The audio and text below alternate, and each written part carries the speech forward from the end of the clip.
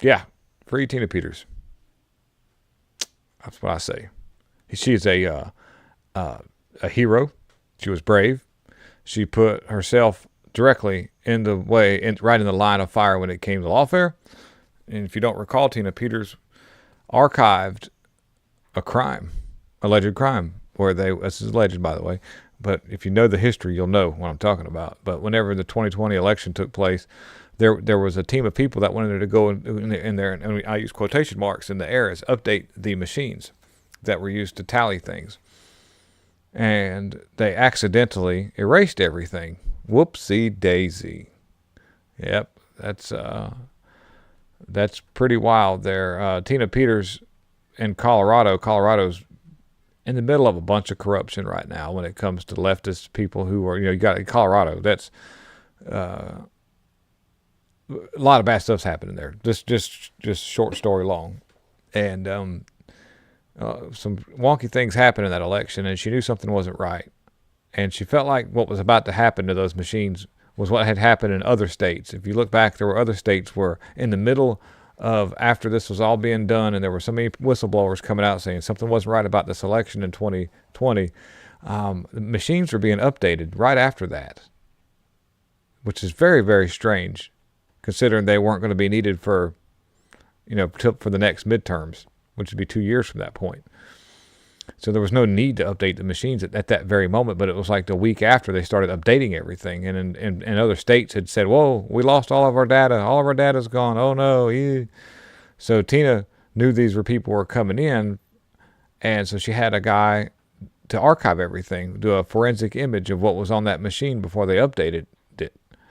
And this was a problem for the other side of the establishment because they couldn't hide their crimes. She was at a cyber symposium with Mike Lindell, did this way back in the day to expose what was happening with the machines and electronic apparatus that was used to help to ensure the potato was installed, Joe Biden himself. And whenever she was there, they illegally raided her office and then charged her with the crime of tampering with the election projection. And she went to court, and she was not allowed to actually litigate her case because they said it was all this, that, and the other. And so she was found guilty by default and sentenced to a hefty prison sentence, considering the fact that she had a very non-existent criminal background.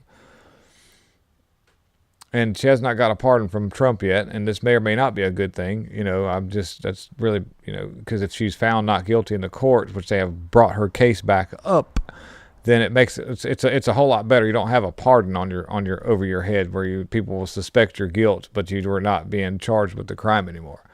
And I hope that this goes through, because in my opinion, I think that she did the right thing, especially considering that I don't even know if they ever found the evidence that they were looking for, which means that she could probably hopefully facilitate that into some sort of useful court when something actually does happen with election integrity. I don't know. So that's all hearsay, but just giving you a little update about Tina Peters and how her case is being brought back up. It says federal court reopens Tina Peters' case after First Amendment bombshell from Trump attorney Peter Ticken and his team. And I'll read you a little bit about this. That what was expected to be a quiet dismissal of Tina Peters' federal habeas petition challenged a state court ruling that denied her bond became one of the most dramatic legal turnouts in recent memory, as Trump attorney Peter Ticken and his team delivered a precise and devastating First Amendment argument that stopped the court in its tracks. By the way, she kind of did her job. She was supposed to preserve election records, and what she did was do that, because they erased everything when they updated the machines, which would have been she could have been charged in that. You didn't, you let these people come in and update machines and didn't preserve any of the evidence. And now it's been all deleted. So she could have been charged with that one way or another. They could have had it out for it, lo and behold. Especially if she wasn't there to tote the line. But yesterday's federal hearing was only possible because all remedies in the state court had been exhausted, satisfying the procedural requirement for the federal jurisdiction. If you weren't among these listening to it yesterday hearing, you missed one of the most strategic and inspiring courtroom performances in recent political history. So she's got a lot of people on her side.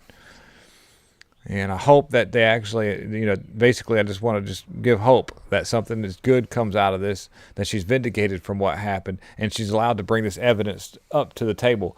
And then what comes out of that, we'll see. But we need a Department of Justice with a spine. We don't have that yet. We're still seeing it. Need to be arresting that Obama. Need to be getting some Epstein stuff out. Trump needs to fire her, or he's part of it.